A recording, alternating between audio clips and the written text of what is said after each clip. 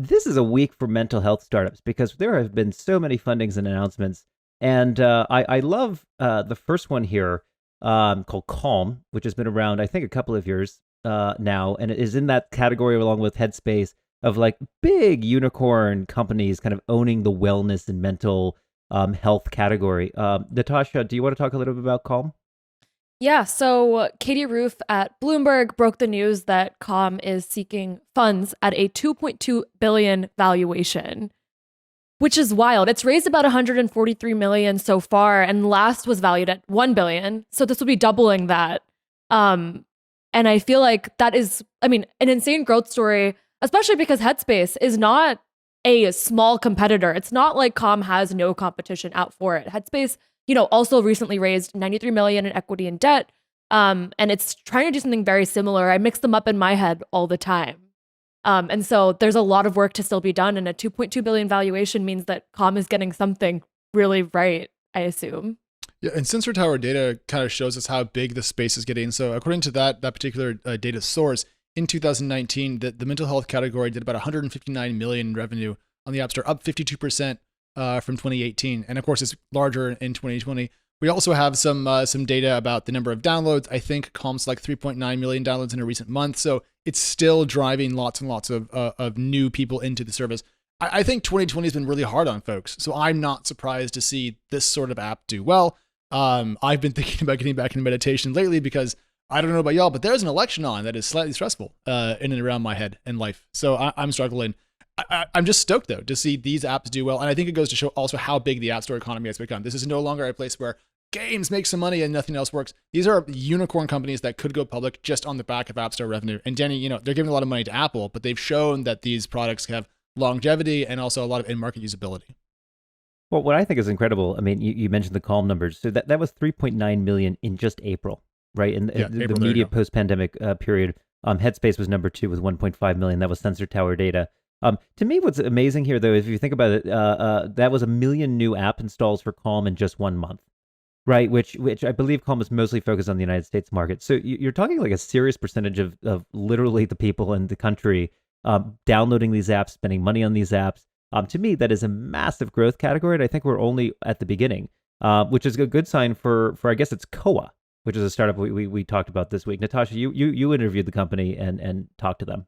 Yeah, so Koa is a new company that is kind of bringing the model of small group fitness to mental health and emotional workouts. And so, I actually really want your guys' takes on it. I personally feel like when I heard the idea, I was like, will people be vulnerable in a room with other people in their city? If this opens up in my neighborhood when I eventually move back to San Francisco, would I go because my former boss also lives in my neighborhood? Probably wouldn't go, but I do like the idea of accessing more mental health. The classes start at $25. And so to me, that was like a nice accessible price point.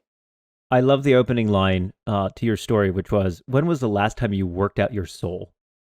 And then I was like, that actually got me to pause, and I'm sure it influenced your reading times on our Oh, dashboards. that gives me a great compliment. But to me, it was like a really interesting question, which is like, obviously I'm in a knowledge economy job. Like I spend a lot of time engaging my brain on new concepts, new ideas, learning new markets, etc. And then you ask a question that's like it's like I've never done that. I do nothing. I mean, it's like chicken soup for the soul. I don't eat the chicken. I haven't had chicken soup for my soul in years.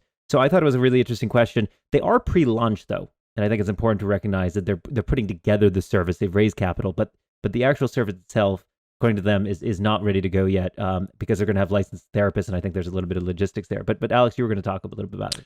Yeah. Just that I think it's great to have a way to have more access to therapy in whatever form. I mean, I'm currently about to start therapy with a new therapist this weekend, and it's been a bit of a saga to find one in my area who is taking new patients. And I live in just a town. I don't live in any place particularly large or small, kind of in the middle. And it's I'll hard call it a because there's just village. not enough people out there. So I'm excited to see access open to more therapists for more people. I And I'll add that, like, I think while I was joking earlier that I would be scared to run into someone I know, Koa has kind of like a framework of sources it's planning to give potential customers, including one-to-one therapy, private sessions. And so, when I used to go to small group fitness classes like yoga, I would literally be there for the beginning affirmations and kind of the pep talk. And like, I joke in the story, but like sometimes you do shed a tear while doing Soul Cycle, and sometimes you do get a little misty. And so, I think Koa is trying to like capitalize on a little bit of like the energy behind being around other people and like being mindful. I mean, I've been to Soul Cycle. It nearly made me cry. So yeah, I've been there. Danny, sorry, you were about to say something. I'm just happy that is a good sign that you should be long Soul Cycle on the public markets. If people Or just are having long a religious Peloton. revival. The next great revival of religiosity in the United States is Soul Cycle. I meant pain. I meant pain from Soul Cycle was making me cry because I was not in shape for that class, and it's an hour long, and there's a lot of peer pressure in the room. You can't like unclip from your bike. As Oh the my one person God! and just How leave. dare you? No, and then the person you can shouts do at you. that. They're Why like, can't "Get you out do of your that? saddle." Just get out of the set. Just walk around and eat some chocolate. Or Because something. I was, it was years ago before I had as much. I don't know. You have to remember when I was self-confidence.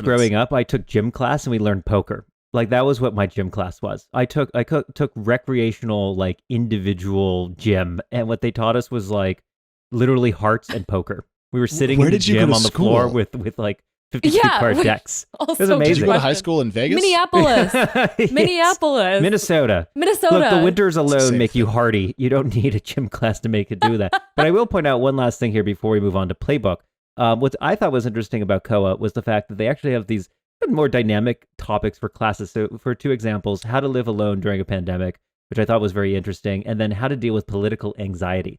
You brought up the election, but I do think that there's a world where, there's all kinds of different reasons why people have, wellness concerns or mental health concerns. And so I think it's just interesting to see a much more diverse kind of menu of ways to connect on therapy that I think is very valuable. But let's move on to Playbook,